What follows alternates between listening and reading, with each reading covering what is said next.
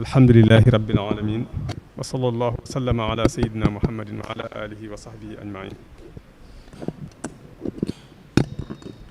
asalaamaaleykum wa rahmatullahi wa barakatuhu mbokk yi ginnaaw bi ñu sante yàlla julli ci sayidina muhammad sallallahu alayhi wa sallam ñoo ngi leen di nuyu te di leen ziyaare te di leen balu àq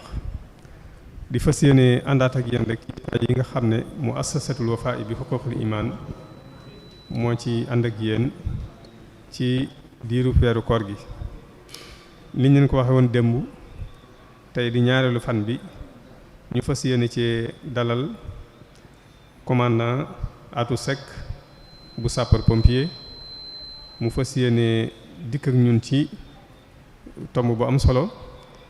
te mooy wa man ahyaaha fa kaannama ahya an-naasa jami'an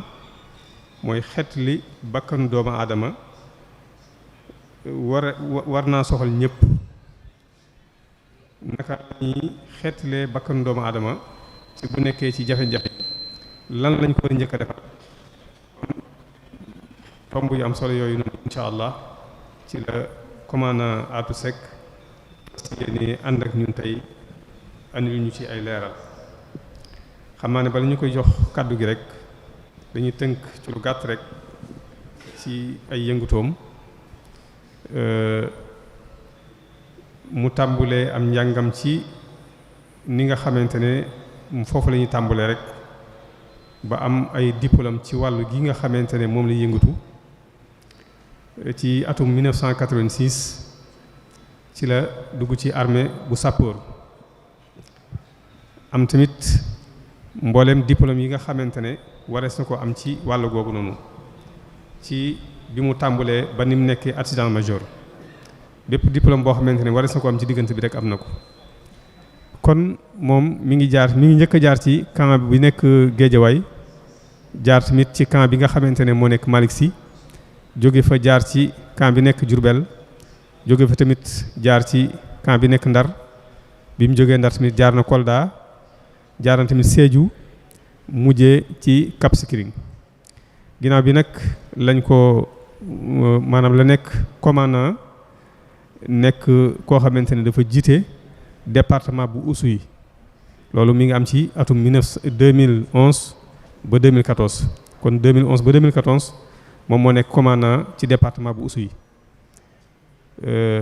2014 ba 2017 ñu yóbbu ko Sédhiou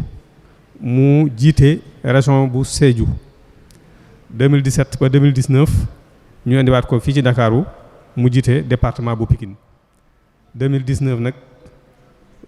ñu andi ko Nioro ginnaaw nag ci 2021 bi nag lañ ko andi fii ci Darou Moukhty mu nekk commandant fii ci sapeur pompier bi nga xamante ne moo fi nekk waaye nag ci biir liggéey boobu noonu moo am muy continuer am njàngam ba am ay spécialité yoo xamante ne moom maanaam spécialisé wu na ci mu bokk ci loolu maanaam feu li ñuy wax feu industriel mooy bu lakk amee ci ab usine wala kër gu mag foofu moom bokk na ci ñi nga xamante ne am na spécialisé wu na ci naka la ñuy def ba mën a fay lakk googu noonu ba mën a gàllankoor loolu noonu ba tey tamit ci biir loolu ci am njàngam jàng na tamit ba am diplôme boo xamante ne may na ko mu mën a former ñi nga xamante ne ñooy wàllu yëngu ci wàllu secours ni nga xamante ne noonu la inspecteurs yi di former enseignants yi moom tamit ci wàll gi nga xamante ne moom lay yëngutu am na diplôme boo xamante ne may na ko mu mën a former ñi nga xamante ne ay secours lañ ba tey tamit ci loolu am na beneen diplôme boo xamante ne tamit moom am na ko mu jëm ci wàllu prévention muy naka la ñuy fagaroo naka la ñuy faggoo ba musiba du ñëw ci yenn mbir yi kon ci tënk rek kooku mooy ki nga xamante ne moom la ñu dalal fi jotaay bi tey mu fas yéene ànd ak ñun ci tomb bi ma wax léegi muy xeet li bakkanu doomu aadama war naa soxal ñëpp kon loolu incha allah naka la ñuy xeetalee bakkanu doomu aadama boo xamante ne mi ngi ci dansé ak lan lañ ko war a njëkk a defal kon loolu mooy li nga xamante ne moom la fas yéene ànd ak ñun tey andil ñu ci ay leeral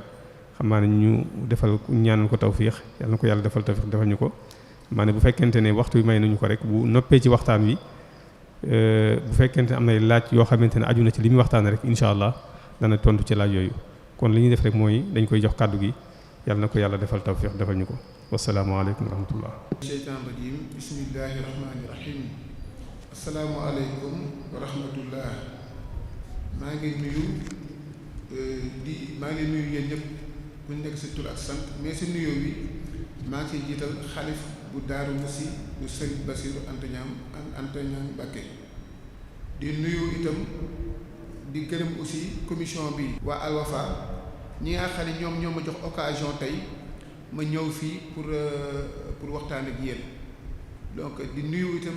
ñi nga xam ne yëpp ñoo déplacé wu bàyyi seen temps ñëw fii pour déglu ma donc maa ngi nuyu ñëpp bàyyiwuma kenn su ma nuyoo xalif bi rek mën naa ni nuyu naa ñëpp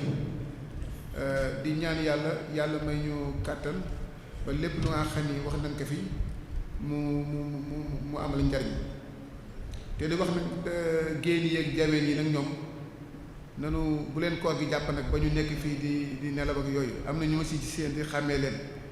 donc ñooñu moom amul nelaw amul dara parce que bu leen nelawee foofu laa leen di fekk ma yee leen loolu moo tax mu indi sàppar ba mu toog fële génn bu ma gis wala jaween muy nelaw dinaa wax ñu yee ko incha allah donc bu ñu pour commencer nag comme thème bi ni ko sëñ bi waxee mooy xettali doomu aadama war a nekk wareefu doomu aadama yëpp loolu ñun bu ñu ko joxee sapeur-pompier day nekk lu nga xam ne vraiment day nekk lu gën lu neex ndax sapeur-pompier boo gis muy dox wala bu demee intervention ñaari mbir moo ko tax muy dem intervention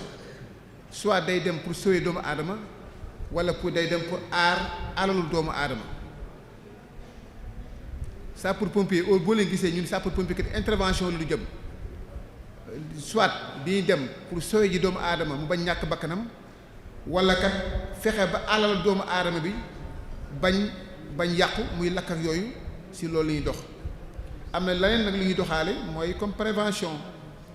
lakk mën na am dara mën na bañ am ñu ñëw marché bi wala ñëw fekkale sa cantine xelal la ñu la kat nii nga war doxale ndax jëye bañ am ndax bu nu sañoon jëye du am bu nu sañoon sapeur-pompier du am liggéey ndax liggéeyam bu xëyee liggéey rek c'est parce que doomu aadama loru na kon pour éviter ñu bañ déraper ci thème bi tey li ko tax jóg mooy nan lay fexe ba sauver doomu aadama bu nekkee ci ay jafe-jafe léegi nag bala may entamer dugg ci sujet bi damay def benn historique bu ndaw ndax expérience bi état yi am ci deuxième guerre mondiale ñëpp bu ñu waxee guerre rek xam ne ni day bari blessé day bari ñu dee deuxième guerre mondiale ñëpp xam ne ni bari woon na blessé bari woon na guerre bi ñu ci jógee état yi ñoo ne attention kon léegi war nañ di former ay secouristes yu bare yu nga xam ni daanu mën di soye doomu aadama yi te léegi duñu constater ni développement bi dafa tax risques yi yokk risque accident yi dafa yokk bu risque accident yi yokkoo risque accident domestique yi yokku bu risque accident domestique yi yokkoo itam accident de travail yi yokku na risque naturel yi technologie yi yokku na ma continue comme ni leen ko waxee actuellement nii ci historique bi toujours duñu constater que ni développement bi dëkk bi àddina bi développé dafa yokk accident yi léegi accident yi dafa bare te façon accident bu dee ngay gis li ko indi mooy oto yi du bare accident de travail yi dafa bare accident domestique yi dafa bare ndax sa kër léegi kër goo dugg am na bouteille gaz bu fa nekk moom lay toggee am nga climatiseur am nga cuisinière am nga leneen loolu moo tax accident domestique yi bare ensuite accident naturel yi dafa bare comme par exemple dënu foudre taw nawet bu ñëwee dënu yi su wàccee dënu ñëpp xam ne buy wàcc day wàcc ak décharge électrique buy wàcc bu dalee ci kër day taal kër ga bu dalee ci kaw doomu aadama daf koy rey temps yi itam constaté ngeen ni acte terroriste yi dafa bare terroriste yi fu mu defee attentat blessé yi day bare dee day bare. Ensuite violence urbaine comme xale yi bu ñuy manifester da ngay gis ci biir manifestation yi des fois mu am ñu ñàkk seen bakkan des fois mu am ñu blessé loolu lépp nag boo ko tënkee loolu moo tax léegi ñu ni léegi sécurité civile waratul nekk rek affaire sapeur pompier mais affaire ñëpp la. Normalement ñi nekk fii ci jumaa ji ñëpp ku ci am 16 ans rek heure yi waroon a fekk ñu jàngal la les gestes de premier secours. jumaa ji actuellement ni ñi fi nekk ñëpp nii képp ko nga xam ne am nga 16 ans normalement waroon na la jàngal nan la initiation nan ngay prévenir risques yi ak bu jëye amee ñu jàngale les gestes de premier secours bu jëye amee noo koy defee ndax jëye yu bare su amee le temps que nga jël sa téléphone di woo sapeur pompier ba la ñu ñëw ak embouteillage bi bu dee Dakar waa ji te mu ñàkk bakkanam. Alors ki nekk ci wetam nekkoon papam wala nekkoon yaayam wala nekkoon gardien ci kër gi wala nekk jànq ci kër gi wala nekk keneen moom ci boppam mënoon a def geste premier secours yi ba waa ji du ñàkk bakkanam ba bala sapeur pompier di ñëw.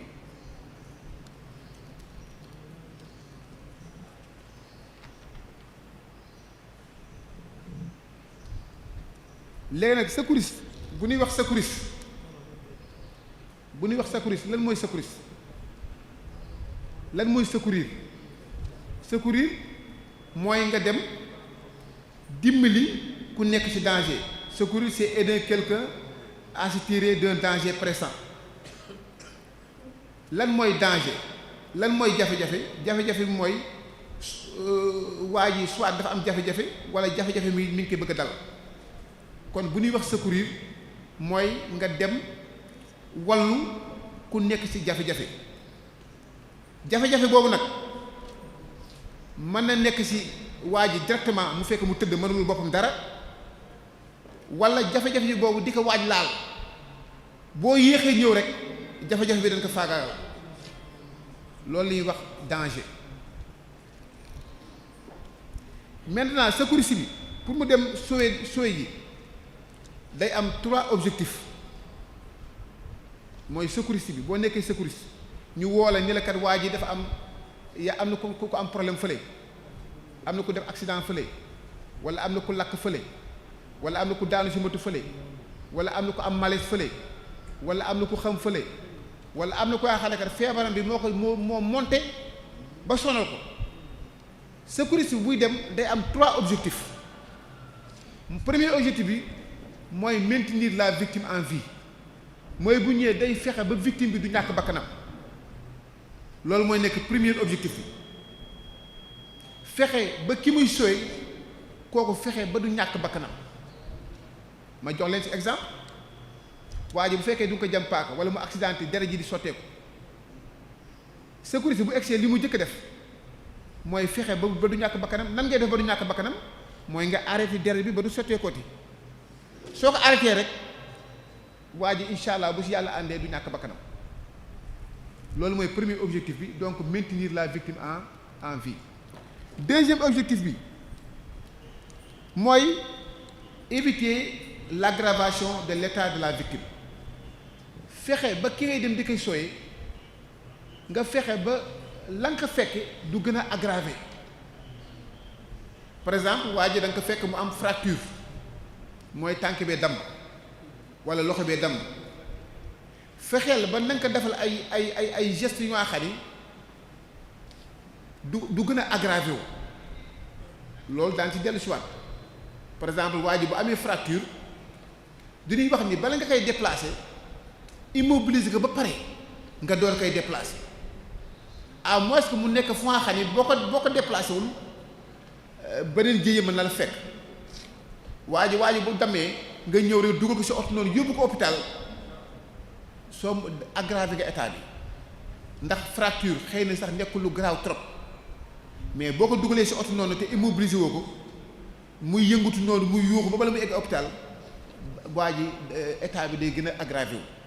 loolu moo tax ñu ne deuxième objectif bi fexeel ba éviter l'aggravation de l'état de la victime mooy victime bi boo ko fekkee na nga ko fekk ak li ko dal fexeel ba état bi du gën a aggravé wu bu wàññeekul kay du gën a aggravé wu yooyu nag pour mën am dafa am noo ko war noo war doxalee ndax bul fàttali ni sécurité bi duñ ko former entraîner ko ba mu mën def liggéey boobu duñu xëy suba rek ñëw nekk sécurité comme sapeur pompier par exemple sapeur pompier militaire la ndax mënoo xëy suba nekk sapeur pompier te dugg armée da ngay dem armée ba pare nekk militaire ba pare nga ne man bëgg naa nekk sapeur pompier nga ñëw spécialisé bu nekk sapeur pompier boobu nekk secouriste wala yéen sax yéen mën na leen former ngeen nekk secouriste kooku ñu former bu mu nekk secouriste dafa nekk doomu aadama baa xam ne duñ ko former entraîné ko ba moom bu ñëwee quelle que soit la nature de la blessure moom dana xam nan lay def pour sauver doomu aadama bi ba du ñàkk bakkanam ba état am du aggravé wu. troisième objectif bi mooy faciliter son rétablissement yow fexeel ba defal ko lu nga xam ni waaje bu demee day gaaw wér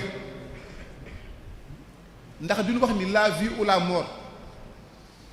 une guérison rapide ou une longue hospitalisation, une infirmité définitive ou bien une indisponibilité temporaire dépendront de la façon dont seront donnés les premiers soins. mooy nit ki mu dund wala mu dee, mu gaaw tane wala mu yéex a tane, mu yàgg hôpital wala mu jóge fa am paralysé faw mi ngi dépendre si ñi jëkk ñëw doon ko sowe. kon quelles que soient les qualités de soins données à la victime bi foo ko mënti yóbbu hôpital bi nu mu gën a développé bu fekkee sa commencement ba la victime n'a pas été bien prise en charge day feeñ fële. ma jox leen ci exemple waa ji par exemple bu amee accident wala mu yéeg ci kaw daanu wala oto mbëkk ka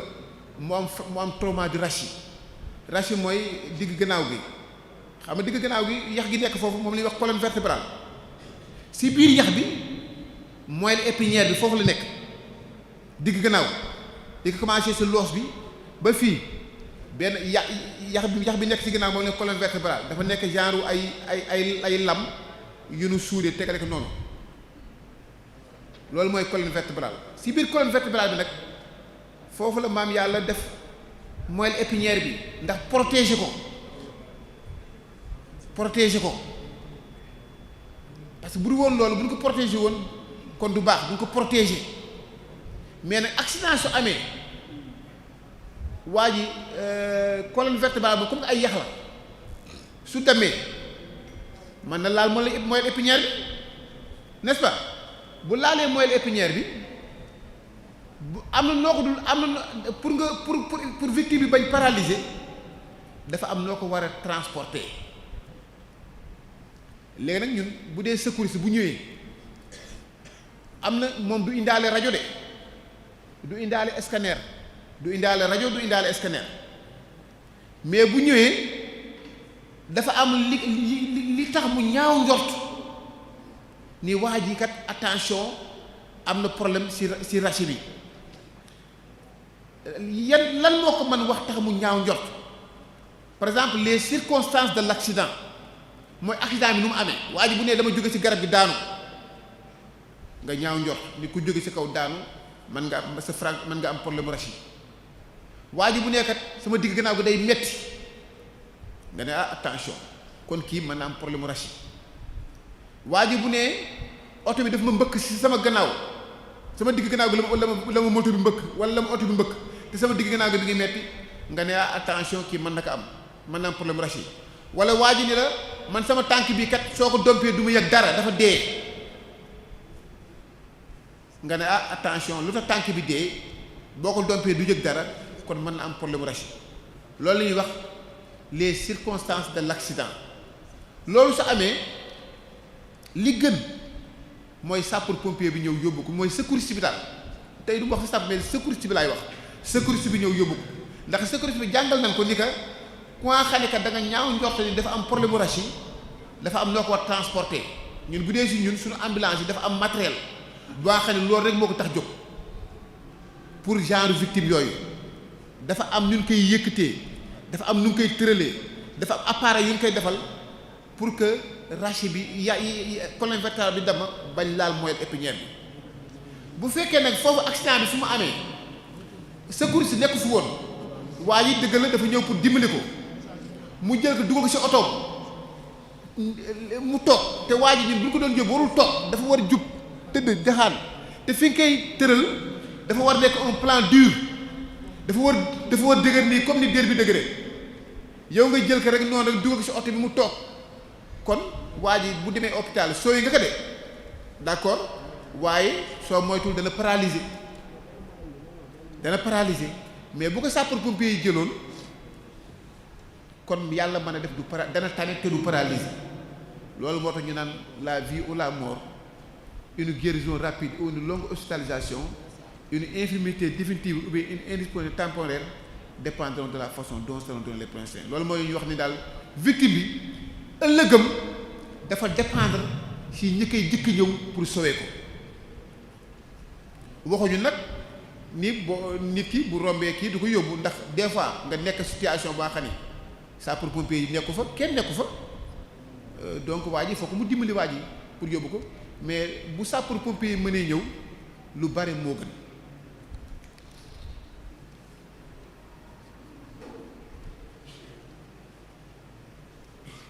Ensuite bu leen fàtte aussi wax ni xam ni romb nit ku accidenté wala romb blessé wala romb ku nga xam da nga ko war a sauver woo ko le code pénal sénégalais da lay puni d'emprisonnement et d'amende. Le code pénal sénégalais puni d'emprisonnement et d'amende quiconque qui s'abstient volontairement à porter assistance à une victime en danger. Gaa yi léegi du yàkkamti nga taal sa oto di dem Touba wala ngay dem Diourbel nga romb accident yoon daf la may nga taxaw waroo dem romb ko yoon daf la may nga taxaw pour nga dimbali victime pour nga sauver ko comme seen thème bi di wax da nga ko war a sauver forcément da nga ko war a sauver bu fekkee da nga ko romb dem bu nu jàppee sa numéro jàpp la bu la booli porter plainte da ngay daanu léegi porter assistance boobu. Il y a deux façons de porter assistance, soit directement, soit indirectement. Man bu fekkee yow secouriste nga man nga ko sauver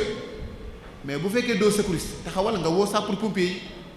soo taxawee nga woo sapeurs-pompiers yi ñëw sauver nga ko ndax boo wóoroon sapeurs-pompiers yi kenn du ko sauver même waa ji bu labee lab nga gis ko mu lab doone man kat. Thiès laa dëkk amul géej wala Touba laa dëkk amul géej wala Daaru Musi laa dëkk amul géej rek du mën a mënuma feeñ kon sama yoon nekku ci maa ngi dem déedéet boo defee loolu porté wu assistance waa ji lab na gis nga ko mu daanu mu lab taxawal nga woote sapeurs-pompiers te sapeurs-pompiers bu ñu ñëwee du ñu bëgg a xam waa ji fan la labe auteur bi mu labee ndax dex dafa yaatu géej dafa yaatu. bu nu ñëwee kat nga ne leen ah man fii ma taxaw nii waa ji fee laa ko gis mu lab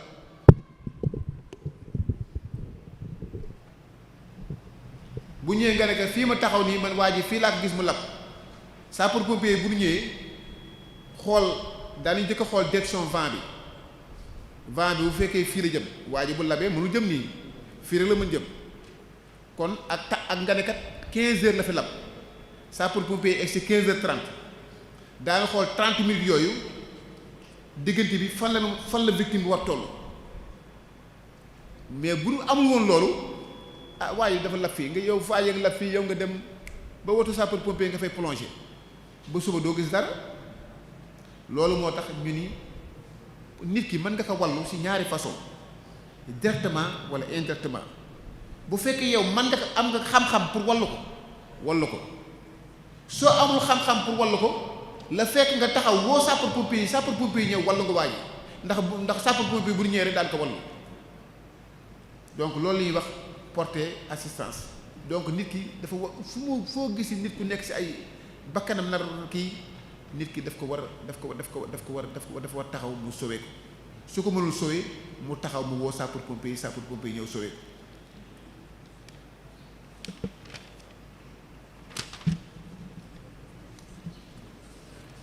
ensuite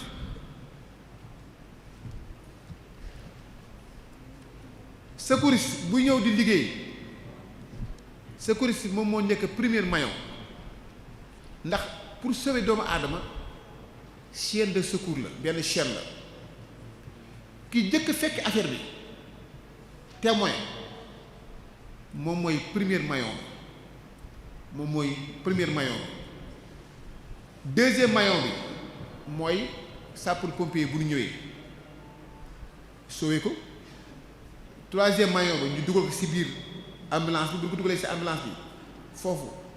day am toujours benn infirmier bu nekk ci biir bu nga xam ne dañ ko mën defal benn prise en charge pré-hospitalière après nag ñu door koy yóbbu ba ci loxo docteur bi moom bu demee nag moom mooy def yëfu docteur. loolu moo tax bu ñuy wax maillons yi di wax am na la sécurité am na l'alerte am na la réalisation des gestes de secours d'urgence par un témoin am na la mise en œuvre des gestes de secours en équipe am na la prise en charge médicale pré-hospitalière am na la prise en charge hospitalière mooy ki nga xam ni moom moo jëkk fekk accident bi li mu jëkk def mooy la sécurité wala la protection mooy mu fexe ba du amaat beneen accident foofu éviter le suraccident ndax accident su amee ka fa jëkk ki jëkk fekk bu fekkee dafa la fekk nga yore oto boo séenee accident bi rek da ngay ralentir nga taal sa feu de détresse boo ko séenee rek da ngay ralentir nga taal sa feu de détresse soo ko li gën mooy nga ñëw ba romb fi accident bi nekk nga romb ko après rek nga door a droite loolu moo gën bu fekkee nag accident bi fu mu nekk loolu mayu la ko itam yàqul dara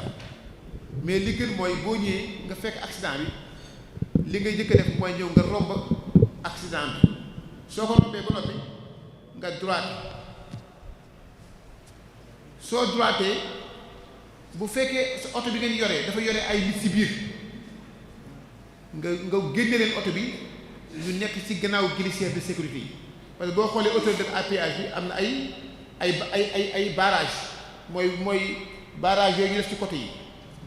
pour oto yi suñ ci dalee bañ wadd du dëgg oto bi day ñëw ba romb accident bi mu droité carrément ñi nga xam ne ñoo nekkoon ci biir oto yi nga yóbbu leen ci gannaaw glissière de sécurité yi après yow lan ngay def nga protéger accident bi mooy nga teg des triangles de présignalisation boo xoolee seen oto yi am na triangle bi mooy triangle de présignalisation bi moom ngay teg en amont et en aval mooy ci kanam ak ci gannaaw mais nag à 150 mètres accident bi bu nekkee nii da ngay dox lu mat 150 mètres nga teg fi benn triangle nga doxaat ci kanam à 150 mètres nga teg fi benn triangle boo ko ñu nga koy teg ci oto bi boo ko teg ci oto bi amul njariñ lan mooy njariñu triangle yooyu njariñam mooy oto bi ñëw te yëgul ni accident am na bu séenee lii dañ ne attention fii accident am na mu ralentir wala mu taxaw bu fekkee amoo triangle yi mën nga jël ñaari nit kenn ki dem ba à 150 mètres mu taxaw keneen ki dem ba à 150 mètres ci kanam mu taxaw mu yore yëru bu weex morceau bu weex wala morceau bu xonq oto buy ñëw mu def nii oto bi bu séenee dañ ne kon fii am na lu fi xew bu fekkee guddi la mën nga boo amul triangle de présignalisation yi mën nga jël ñaari nit kenn ki taxaw à 150 mètres kenn ki taxaw à 150 mètres yori torche oto buy ñëw même léegi portable yi am na torche oto buy ñëw mu def nii oto bi bu séenee lumière bi dana attention fii am na lu fi xew xam ngeen loolu lan lañ ci jublu dañ ci jublu muy éviter sur accident boo ko deful yow da ngay dugg ci biir di soye waa ji oto fekk la fële boole leen yéen ñëpp rey te bari na si nag loolu boo gisee ñu koy def da ngay protéger ki ngay sowe da ngay protéger yow sa boppam da ngay protéger ñi toog ñi taxaw di seetaan ñett yu ñëpp ngay protéger heure boo ko defee rek porté nga ñetti façon doomu aadama ki tëdd ñu koy sooyee protéger nga ko ki ñëw di sooyee protéger nga ko ñi taxaw di seetaan protéger ngeen leen boo ko deful oto bi benn oto mooy jóge fal moom du xam lu xew yow yaa ngi ci biir oto bi pour sooyee doomu aadama bi moom mu ñëw bu dalee seen kaw day faat waa ji nga bëggoon sooyee faat ki doon sooyee même ñi seetaan sax suñu moytuwul sax oto boobu dérapé faat leen moo tax bala ngay sooyee loolu ngay jëkk def la protection est une action indispensable et préalable à toute action de secours bala ngay def dara foog nga def loolu ba pare soo defee loolu ba pare nag ba xam ne léegi amatul risque sur accident nga door a dem pour sauver doomu aadama bi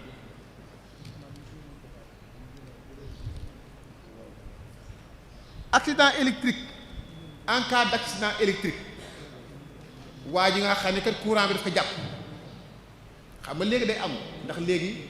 courant bi dafa bari léegi macha allah ku ko amul itam yaa ngi demander pour am ko ndax dafa bokk léegi ci dundu doomu aadama mais comme que nag li mu doon wax sànq ci développement boo gis fokk mu am ay risques surtout maam yi njëkk yi amoon courant daaw leen jàpp de yaakaar naa mais léegi nag comme que courant am na d'accord ci dund bi la bokk waaye itam dafa am ay danger donc doomu aadama bi courant bi mën na ko jàpp fu muy liggéey courant bi mën na ko jàpp ci këram courant bi mën na ko jàpp sa marché ba courant bi mën na ko jàpp ci mbedd bi muy dox fekk fil bu daanu gusu ko mu taxaw ci fil bi courant bi jàpp ko bu fekkee nag sécurité bi da nga ñëw ñu la kat waa ji courant moo ko jàpp dafa am ñaari façon courant moo am dafa am courant domestique ak courant haute tension bu dee courant domestique la mooy courant yi nga xam ne ci kër yi la nekk foofu su boobaa bala ngay laal victime bi da ngay ñëw nga couper disjoncteur bi soo couper disjoncteur bi ba pare si ngay door ñëw laal waa ji parce que boo ko deful soo ñëwee di nga sauver courant boo ko jàpp daf lay jàpp donc nit ki fokk mu ànd ak sagom foofu laaj ci waa ji lan moo ko dal lan la ñu ne waa ji courant bi ko jàpp li nga war dëkk def mooy dem fu disjoncteur bi nekk ñu ne disjoncteur baa nga dale nga couper disjoncteur bi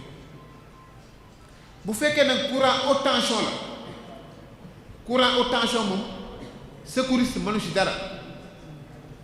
li mu def mooy day woo Senelec waa Senelec couper courant bi mu door a laal victime bi waaye nag boo ñëwee doo croiser les bras de soo wootee Senelec pour ñu couper courant ba pare da ngay def périmètre de sécurité mooy da ngay fexe ba li wër victime bi yëpp li wër fi nga xam ne fa la danger bi am yëpp nga fexe ba nit ñi di ñëw du lu egsi ci courant bi ndax boo ko deful boo toog di seetaan noonu naan woo na Senelec ñu xaar Senelec kenn moo jóge fële moom yoonam nekk ci xamul sax li xew moom mi ngi dem doxi soxla muy téléphone mooy dox ba dal ci kaw fil bi courant bi jàpp ko waajuru xale bi bu ñëw ñu ne que sa doom mi ngi nee courant bi ko jàpp moom li mu jàngoon lépp da koy fàtte xelam yépp mooy daw dem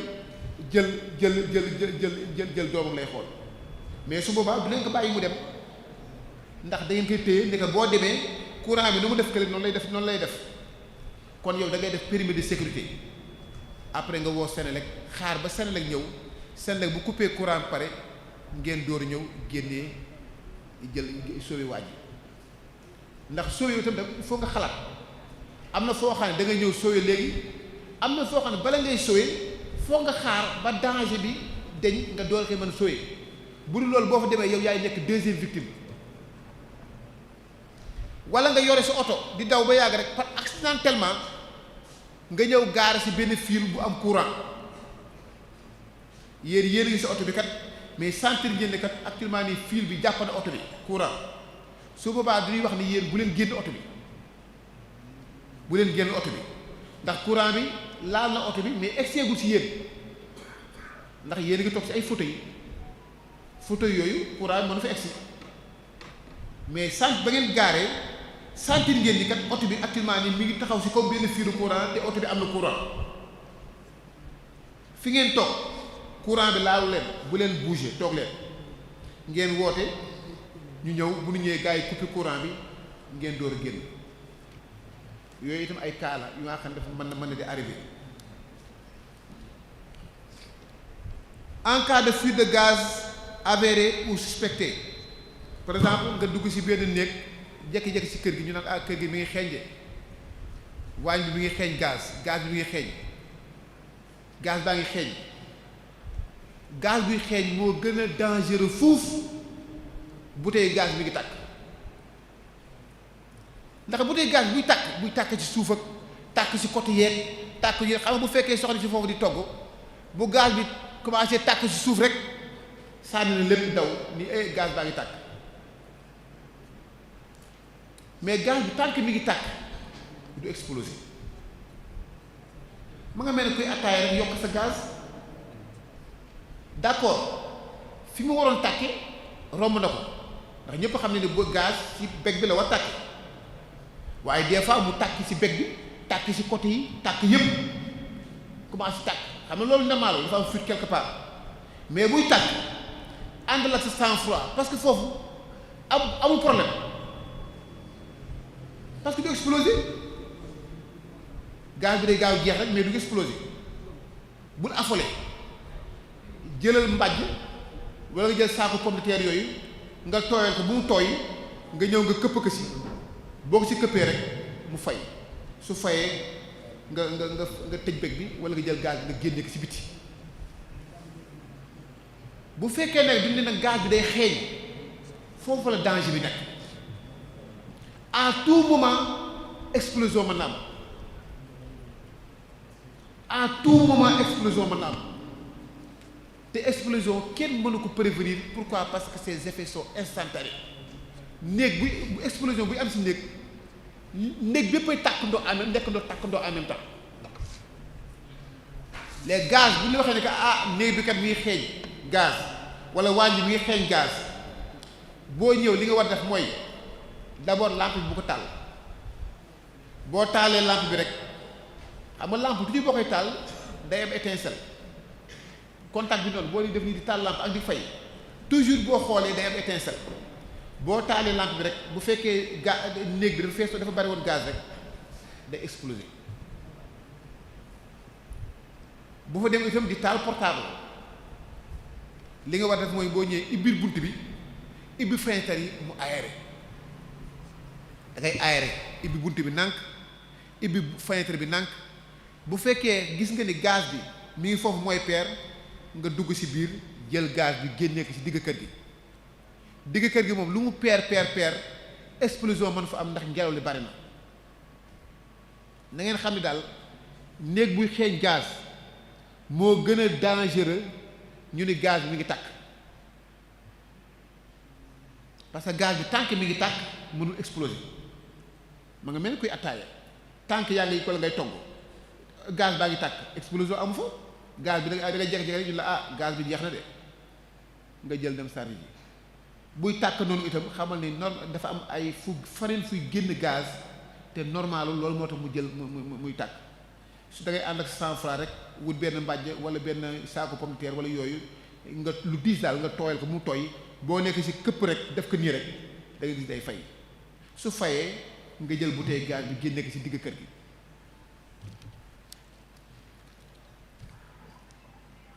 en présence d'une victime dont les vêtements sont en feu xam nga nit ki li mu ko doon wax nii nit ki mën na nekk ci liggéeyukaayam usine bi di liggéey mu am accident de travail mu jékki-jékki yëre yi commencé tàkk wala nit ki nekk ci waañ bi di togg ba yàgg rek yëre bi commencé tàkk wala nit ki këram di lakk ku sa kër di lakk doo toog nii rek di toog di seetaan même boo woowee sapeurs-pompiers yi di nga jël siwo yi ndox yi di fay wala sapeurs-pompiers yi di ñëw si biir loolu sa yëre mën a tàkk bu leen fekkee doomu aadama bu nga xam ni dafa def accident dafa jékki-jékki di yëre bi commencé tàkk waa ji nga xam ne yërëm day tàkk moom day paniqué moom li muy jëkk xalaat mooy daw ñi mu arrivé yépp day daw te daw boobu baaxu si ndax buy daw ngelaw li day gën a yokk takk-takk bi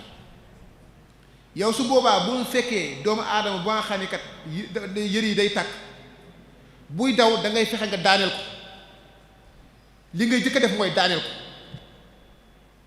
bul bàyyi mu romb la bu dee daw nga daw ba jot ko nga pàdde ko mu daanu wala nga bëmax ko mu daanu en tout cas daal en tout cas daaneel ko soo ko daanelee ba pare nga wut darab wala manteau nga lëmas ko di ko bërëng ci suuf ba mu fay su fayee nga jël ndox nag sotti ko refroidir ndax brûlure doo ci def pâte dentifrice doo toj ñan di ci def doo ci def leneen waa ji bu lakkee li ngay jëkk a def en tant que secouriste mooy da nga koy refroidir pendant 5 minutes ndoxum robinet bii ngay jël nga ñëw di ko sotti fi lakk day tax mètre bi day wàññeeku day tax lakk-lakk bi du continuer mais boo ko bàyyee noonu lakk-lakk bi day continuer ci biir et puis day metti kon li nga war jëkk def yow en tant que secouriste waa ji kat dama ñëw fekk mu lakk dafa am lakk des fois indi leen pâte dentifrice bi foofu waaye nga ñëw ñu jël pâte bépp diw ko ci toj leen nen yi nekkoon foofu ñu géer yi jaween yi war a ndogo yépp ñu toj ko ñëw bomb ko ci lakk-lakk bi déedéet loolu lépp jaru ko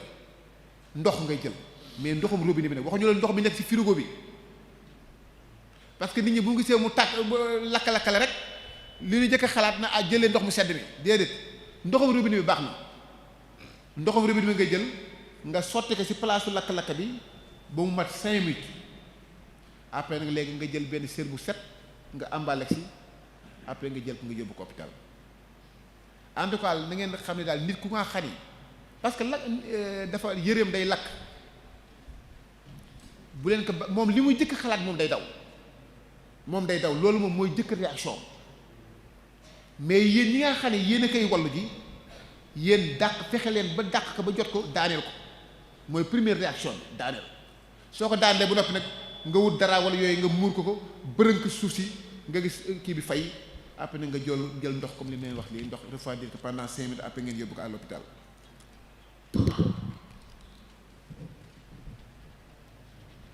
daanañ wax itam dégagement d'urgence tey jii bu accident amee si comme ni ma leen ko waxee sànq rek secouriste buñ la woowee ni la kaay ak kii am na problème kat pour nga ñëw nga wallu ko toujours dafa am noo ko war a walloo bu fekkee waa ji oto daf ko fiir mu tëdd ci autorité à péage bi autorité à péage est-ce que nit mën na ñëw toog foofu di fi sooy doomu aadama mën na nekk wala mënu nekk autorité à péage bu fekkee oto dafa fiir doomu aadama mu tëdd ci autoroute bi est-ce que xel nangu na secouriste si ñëw toog foofu naan dama koy sooy déedéet man di nga ñëw pour sooy ko mais doo ko sooyee foofu da nga koy jële foofu mu nekk nga génne ko autoroute bi nga door a koy sooy bu fekkee waa ji dafa nekkoon ci benn immeuble bi daanu benn partie daanu na waaye moom blessé nañ ko li daanu blessé na ko waaye nekkul ci fi daanu mi ngi tëdd fi beneen côté mais côté bi mi ngi waaj daanu ñu woo la ni la kat am na benn bâtiment bu daanu fële kat am na blessé bu fa nekk nga ñëw nga xool blessé bi fu mu tëdd nga xool kat ni li des ci bâtiment bi kat bu yàggul tuuti dana daanu su boobaa waa ji doo ñëw foofu doo ko mënoo ko sooyee foofu da nga koy déplacer foofu nga door a koy sooyee bu fekkee waa ji dafa nekk ci benn kër guy lakk paa bu màggat la wala mère bu màggat la wala xale la wala ku feebar la kër gaa ngi lakk waaye moom fi mu nekk mënu fa jële boppam su boobaa da ngay ñëw nga jële ko fa par dégagement d'urgence soo gisee ñu loolu am nag mooy bu loolu amul victime waroo ñëw di ko déplacer fa mu nekk fa nga ko war sowee kon leelu cas exception ne la victime boo ñëwee nekk di sowee doomu aadama fa nga ko fekk mu tëdd sowee ko foofu bu ko déplacer ndax déplacement bi da nga koy gën a sonal te day yokk day gën a aggraver waaye day am cas yu nga xam ni fokk nga déplacer ko mooy dégagement d'urgence ndax boo ko deful foofu bu fekkee autoroute à péage waaje kat oto bi fiir na ko dem nga ñëw ni dama koy soye foofu oto moo lay fekk foofu yéen ñaar ñëpp rey leen ndax ñëpp xam ne ne autoroute à péage yow sécurité mën na ko contrôler bu dee route Darou Mouhty bii mën naa barrer circulation bi ne gars yi taxaw leen fa waay baar leen oto yi waay mais autoroute à péage mënoo ko bu dee immeuble bu bëgg effondré wu xamoo kañ lay daanu boo fa nekkee foofu di sowe waa ji boo nekkee foofu di ko sowe immeuble mën a daanu si kaw rey leen yéen ñaar ñëpp kon da nga koy déplacer nga door a koy sowe kër guy lakk ba néeg yaa ngi lakk am na kenn ku nekk si beneen néeg bi soo ko bàyyee lakk bi daf koy fekk foofu da nga koy xëcc da nga koy ñëw génne ko léegi nag jéeju kaay jéeju tëdd ma war leen na lañ defee dégagement d'urgence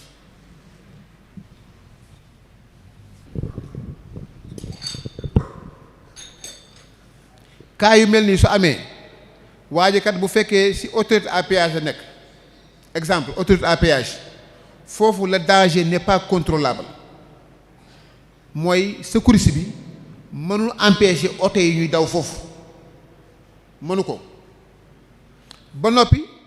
le danger est vital réel et immédiat mooy boo ko bàyyee foofu oto yi daanu jaar ci kawam rey ko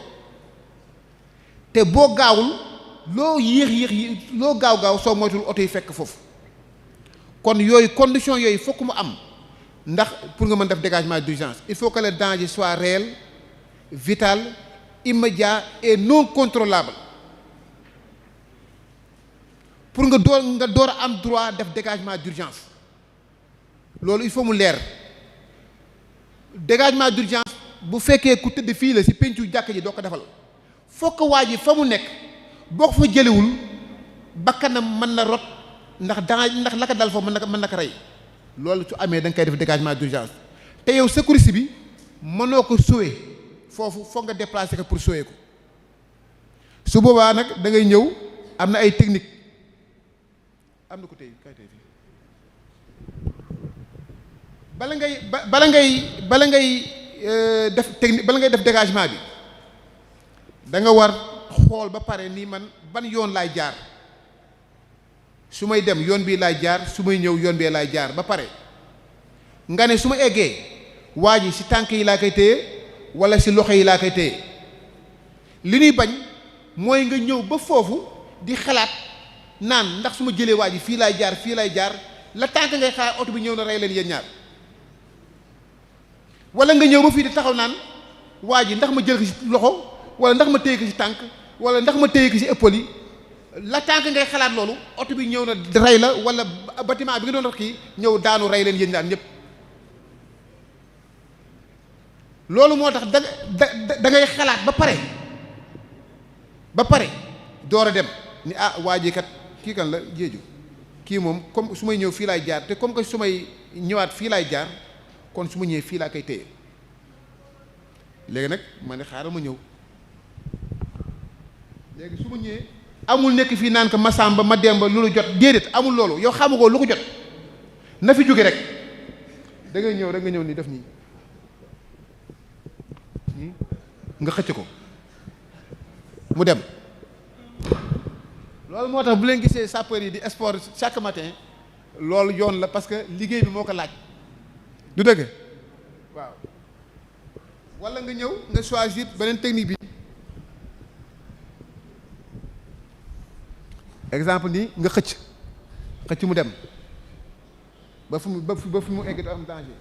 walla nga ñëw bu ko circonstance yi laajee nga ñëw nga téye yër yi nga xëcc am na foo xam ni day laaj nga téye ko nii pour si géeg moom après nga xëcc ko du dëgg waa ji mën na nekk ci biir otoom mën nga jóg mën na nekk ci biir otoom daf accident àndatul ak sagoom mais fi mu defee accident boo ko bàyyee foofu beneen sur accident mën na fa am da nga ko war defal dégagement d'urgence da nga ñëw ibbi buntu oto bi nga téye ko nga génn ak moom nga defal ko dégagement d'urgence bu fekkee da nga ko fekk mu ñëw mu toog ci biir otoom soo ñëwee mën nga ko defal foofu dégagement d'urgence da ngay ñëw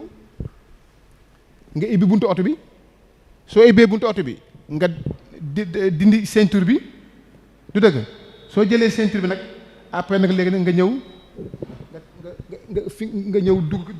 jël ni comprendre après nga jël nga xëcc ko mu génn ci biir oto bi nga koy fekk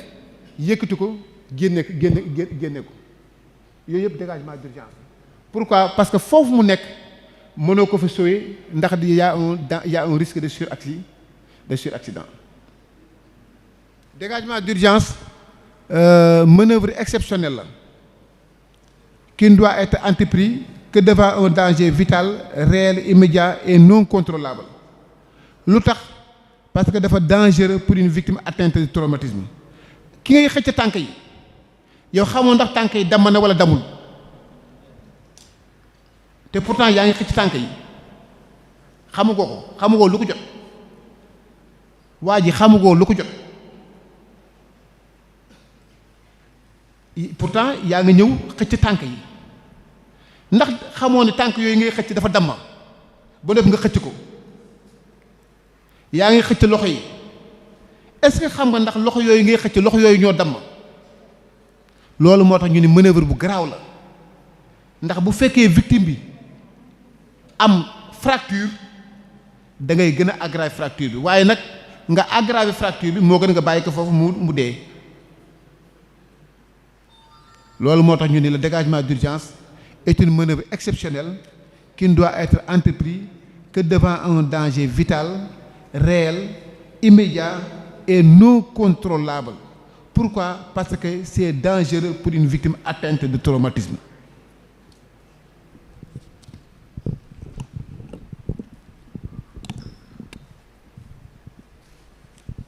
léegi li ñuy def mooy l'alerte buñ koy wax c'est l'action qui consiste à informer un service d'urgence de la présence d'une ou plusieurs victimes affectées par une ou plusieurs détresses ainsi que de la nature de l'assistance qui lui est prodiguée. Alerte bu ñu koy wax mooy nga fekk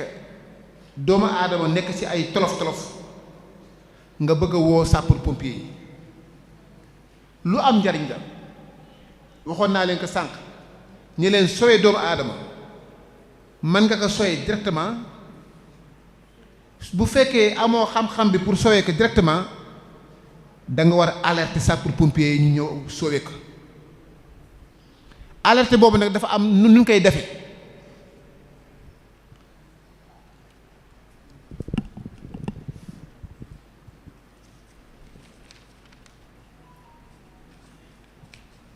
bu fekkee da ngay alerter li nga jëkk a def mooy da ngay joxe sa tur man kat maa ngi tudd Moussa Fall nga joxe sa numéro téléphone boobu dafa am njariñ ñu bare bu ñuy alerter boo leen waxee sa numéro téléphone rek ñu commencé def hésiter ndax xam nga léegi problème yi ak àddina ba léegi dafa xaw tërit yi waaye sapeur-pompier moom bu la laajee numéro téléphone jox ko ndax xam nga lu tax par exemple nga nekk Dakar nga ne bon accident am na avenue Lamine Gueye sapeur-pompier yi ñëw ki dem xamul fan mooy avenue Lamine Gueye su réeree li mu def après day woote ne man kat maa ngi fii kat waaye gisuma accident bi su ko defee ñu woo waa ji woote woon ni ko yow sapeur-pompier kat dem na ba fi nga waxoon waaye gisuñu fa accident bi ndax waa ji des fois buy woote moom ci boppam mën na affolé ba jaawale adresse yi même ñun fii daf ñuy Daaru Musti fii daf ñuy dal des fois mën na ni kat fu lakk am na tel village mais comme que ñun gan lañ ci dëkk bi des fois ñu réer nga génn ñun la boo rombee Senelec bi jëlal yoon bi nga romba Senelec rek jël beneen yoon léegi au lieu nga dem ci village bi nga dem ci beneen village mais bu ñu réeree dañuy woote ci camp bi ak suñu rajo yi ni ñun kat dem nañu foofu mais gisuñu ko su ko defee waa ji nekk ci camp bi moom moo li woo waa ji woote woon ne ko yow kat sapeur-pompier yi yaa woote woon léegi pour accident nga ne ko waaw mais waxaat ñu adresse bi mu gën a leer ndax sapeur pompier kat ñoo ngi tel emplacement waaye gis ñu accident bi. loolu mooy njariñu numéro téléphone bi kon da ngay joxe ci tur joxe sa numéro téléphone. ensuite nga wax la nature du problème mooy nga wax li xew waaju daanu ci teen la wala kat kër gi kat jaan moo fi nekk wala nga ni kat accident moo am wala nga ni kat lakk moo am. boo waxee loolu ba noppi nga wax les risques comme par exemple bu dee accident mën na nekk accident bu nga xam ne camion la ak benn minicar exemple waaye camion bi daanu na ba gasoil bi mu ngi tuuru ci tëli bi kon soo waxee ni waa ji kat accident moo am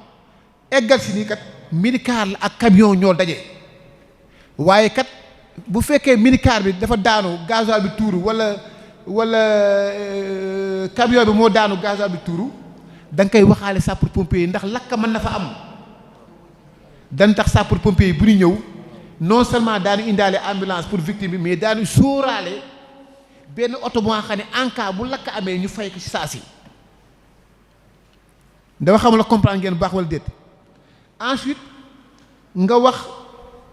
l'adresse exacte surtout nag adresse bi dafa am njariñ sapeur pompier boo koy woo fexeel ba wax adresse bi ñun fii tey jii comme que dëkk gan lañu ci Darou Mouhty gars yi du ñuy woo ni des fois am na lakk ba am tel village mais xam nga foofu foo nga laaj bu baax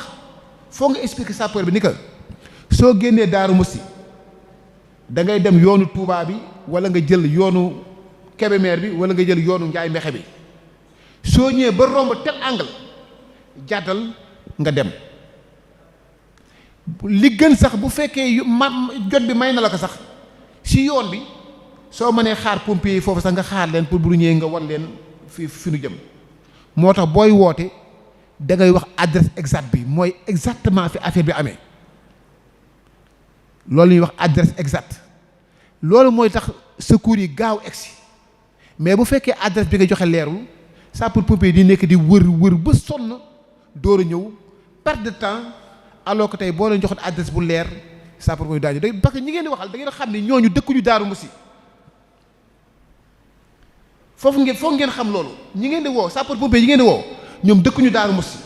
kii mi ngi dëkk Ndar kii mi ngi dëkk Touba kii mi ngi dëkk Kaolack kii mi ngi dëkk fële donc wax leen adresse bi wax leen yoon bi ñuy jaar pour mën a egsi même bu fekkee si dëkku bu sore la sax si village yi suñu manee fekkee am na yoon kenn génn taxaw si yoon bi bu sapeur pompier ñëwee ñu arrêté leen neen kat continuer leen wala jaar leen nii wala jaar leen nii.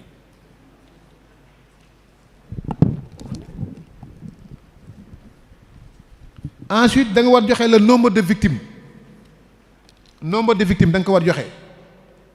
mooy kat bu accident amee nga gis ne kat am na fukki blessé wala fukki blessé ak juróom li gën mooy nga wax ko sapeur pompier yi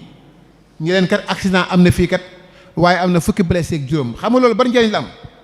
day tax sapeur pompier yi bu ñuy ñëw du ñu indi benn ambulance xam ne kat fukki blessé mi nga leen di xaar foofu benn ambulance mën na daw gaaw jiitu mais ñu préparer yeneen oto ñu ñëw pour sauver yeneen victimes yi bu fekkee sax xamoon nombre de blessés yi mais boo nee minicar bu fees la wala bus bu fees la wala 7 places rek à peu près daanu xam à peu près ñaata victime moo fa nekk.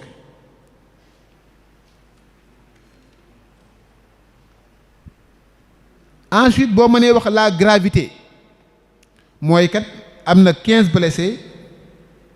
5 yi ñoo garaaw mais yeneen yi garaawul yooyu yëpp sapeur pompier ba xam ko avant mu ñëw dana baax ak yow lan nga jot def nga ne man kat en attendant def naa protection jël naa ñaari xale kenn ki taxaw na 150 mètres keneen ki taxaw na 150 mètres pour di bañ oto yi ñëw ñu signaler leen ni fii dafa am accident après bala ngay raccrocher nag waxal sapeur pompier bi ndax mën naa raccrocher da nga koy laaj ndax mën naa raccrocher ndax lu tax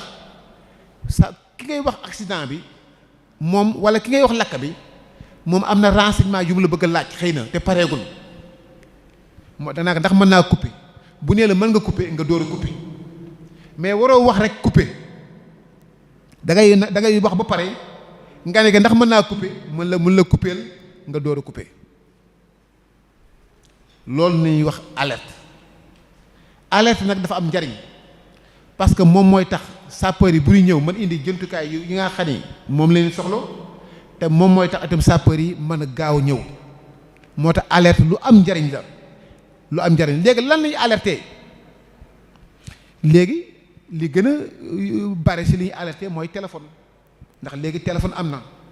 bu njëkk ba portable yi amul woon da ngay dem sa télécentre ba wala sa cabine téléphonique ba mais léegi macha allah koo gis muy dox am na portable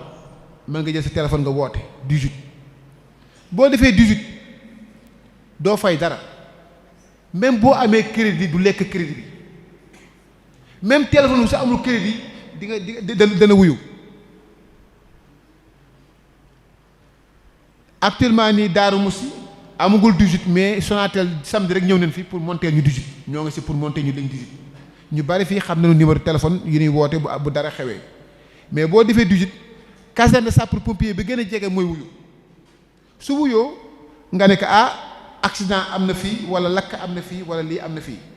même bu fekkee nekkul caserne bu Darou Moussi bu fekkee Touba nga jot wala Kébémer nga jot wala Louga nga jot yow yaa ngi Darou Moussi wax leen ko rek ñoom boo leen ko waxee ñoom daan ñu woo wax ñu ko ñu dem boo amul téléphone mën nga yónnee taalal sa moto nga dem woo sapeur-pompier yi taalal sa charrette nga dem woo sapeur-pompier yi kon am na alerte par téléphone am na alerte verbalement boo amul téléphone mën nga yónnee nga dem ñu dem leen wool ma sapeur-pompier yi ñun fii des fois duñu toog camp ba yàgg rek benn waay dawal moto mu egsi ni sapeur-pompier am na accident bu am fii sapeur-pompier am na accident bu am fii des fois itam ñu woote téléphone waaw kon l'alerte da booy alerte da ngay présenté wu da ngay wax li xew da ngay wax risque yi fa xew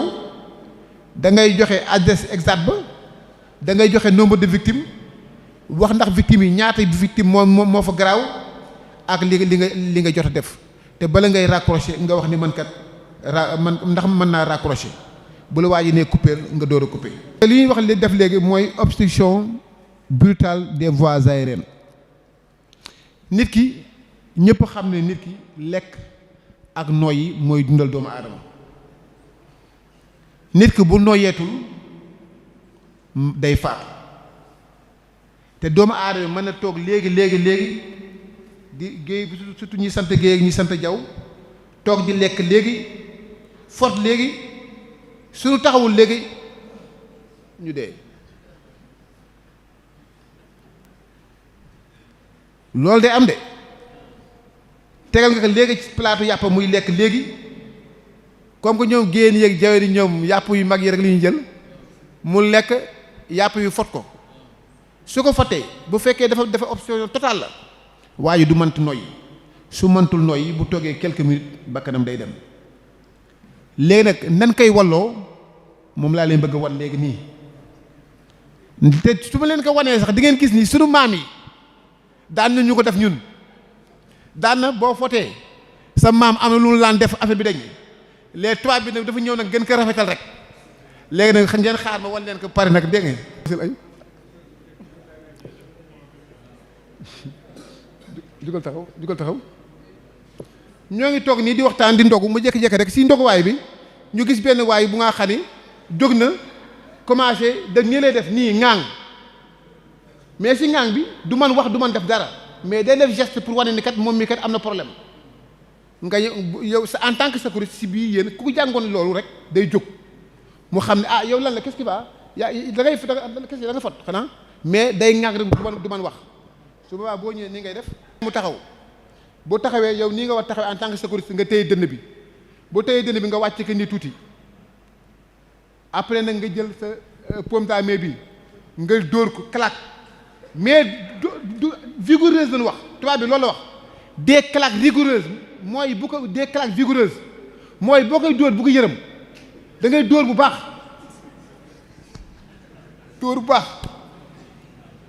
waaw bu mat 5 avant mu mat 5 bu fekkee efficace na da ngay gis affaire bi day waddal wala mu commencé sëqat nga xam ni affaire bi dañ ndax affaire bi su waddee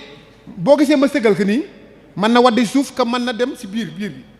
mais bu deñee rek rapidement nga gis waa ji day bàyyi loxo bi rek commencé di sëqat su boobaa li ngay def mooy da nga koy ñëw mu toog nga rassurer ko ne ko ah sëñ bi vraiment géey nga sant nag mais nag garaawul daal affaire yi amul benn problème lii mën na arrivé ku nekk affaire yooyu daal rassurer ko wax ji wax ko wax bu neex waaye bu nekk fa naka dooyu da nga foqalee da nga lii déedéet doo def loolu da nga koy rassurer ndax loolu mën na arrivé ku nekk du dëgg léegi nag bu fekkee da nga def 5 da nga def 5 léegi dama lay wax lu tax ñu koy def nii ndax loolu maanaam lu tax ñu koy dóor fii ci gannaaw lu tax ñu koy dóor ci entre les 2 omoplates loo gisee ñu koy def c'est duñ ko bëgg mu sëqat day créer un mouvement de tout boo xoolee même sa doom wala xale yi bu leen seen yaay rëkkee même bu dee jooy di sëqat bu leen ko seetloo xale yi même bu fekkee seen yaay daf leen dóor rëkk leen ci gannaaw nii même bu dee jooy ci biir jooy bi da ngay gis ñuy sëqat léegi nag dóor bi nga koy dóor fii c'est pour créer un mouvement de tout qui va débloquer expulser le corps étranger à l'extérieur parce que claque yi loolu mooy objectifu claque yi lu tax ngay jël boo ko def doo def nii de mais paume de la main ngay jël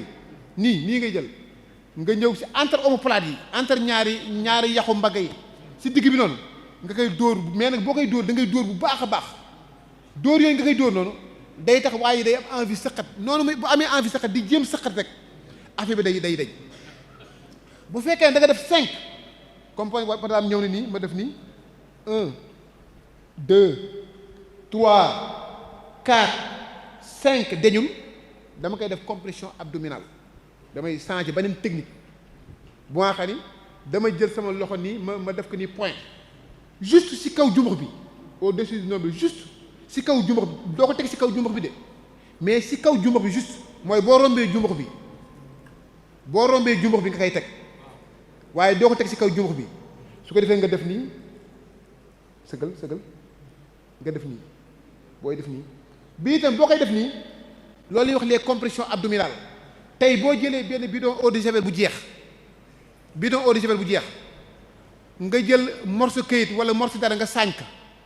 soo bësee ci digg bidon bi lan mooy xew saañ bi day naaw loolu la ñu bëgg a créer fii nag ndax boo bësee fii xam nga poumon yaa ngi fii ngelaw li nekkoon fii yëpp day yéeg bu yéegee ba ci poumon yi moom mooy expulser corps étranger bi sous forme de piston mais bu weekee ne waa ji dafa nekk nit ku obèse mooy nit ñu am yaram yi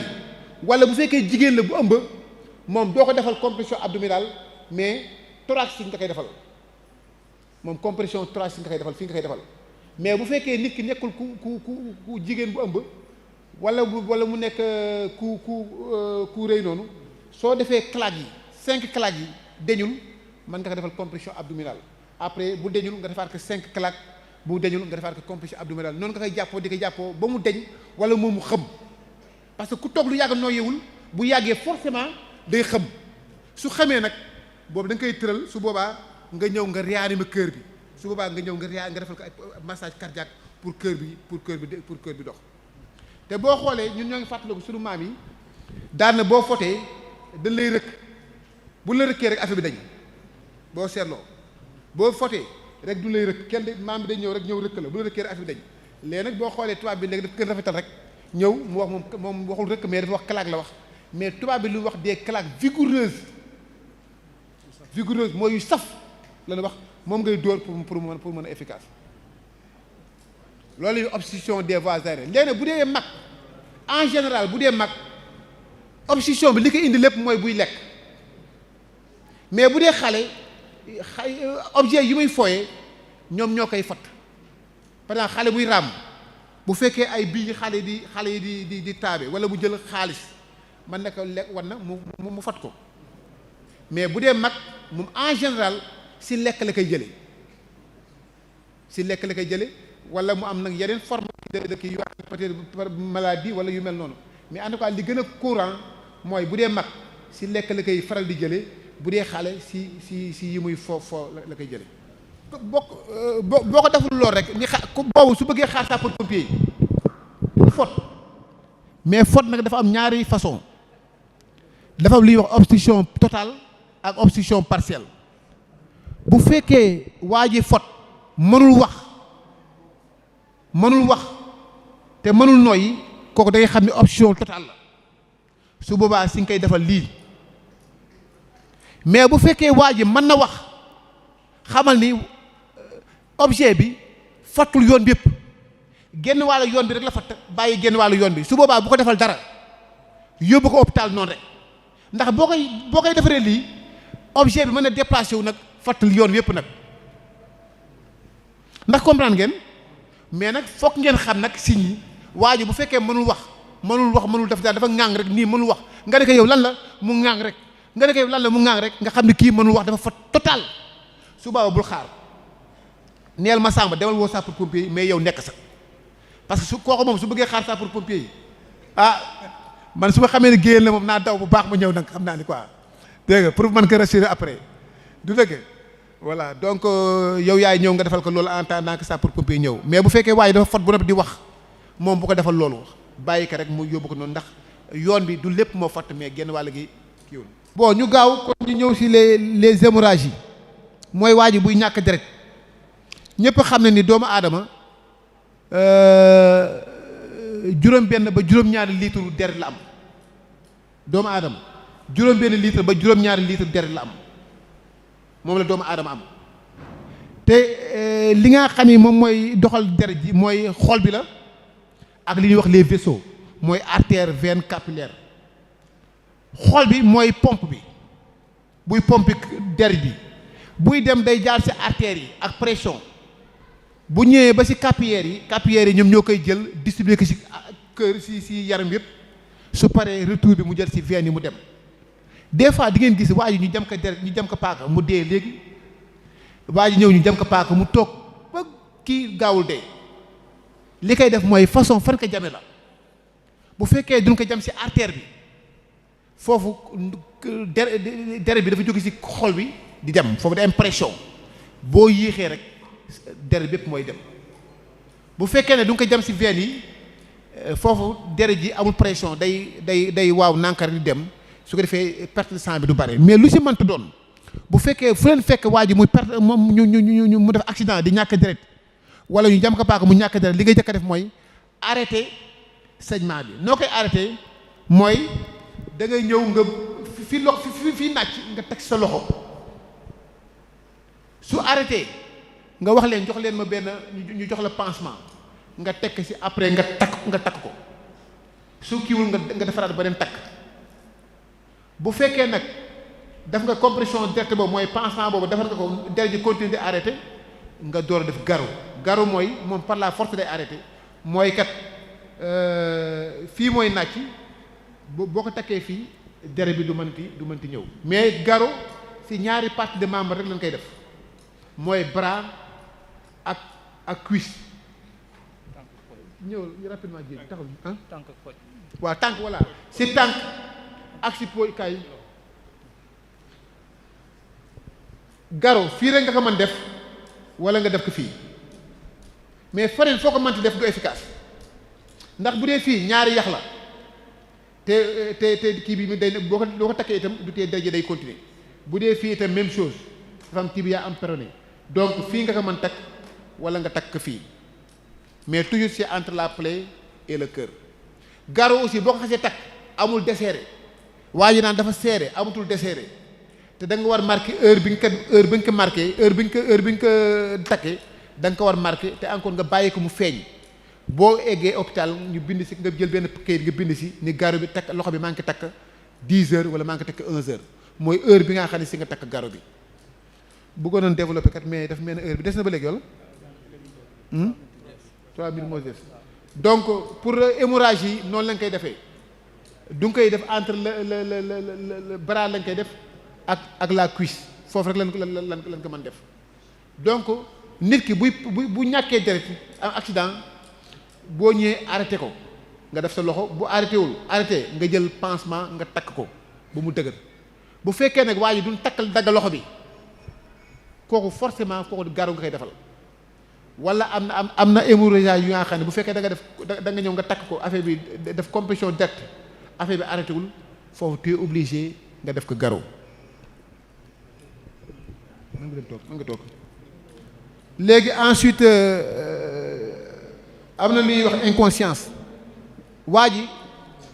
bu ñàkkee sagoom bu xamee bokk comme ni ngeen ko waxee yéen perte de connaissance